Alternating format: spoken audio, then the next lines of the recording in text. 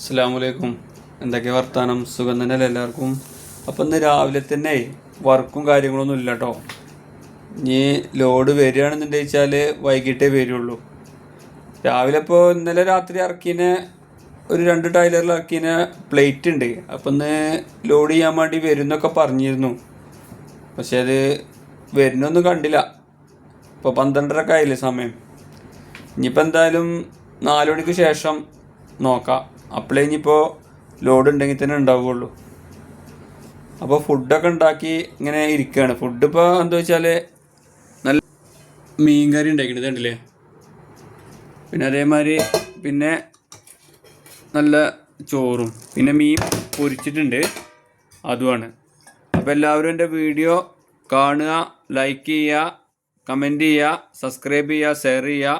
നല്ലൊരു വീഡിയോയുമായിട്ട് നമുക്ക് കാണാം. അസ്സലാമു അലൈക്കും.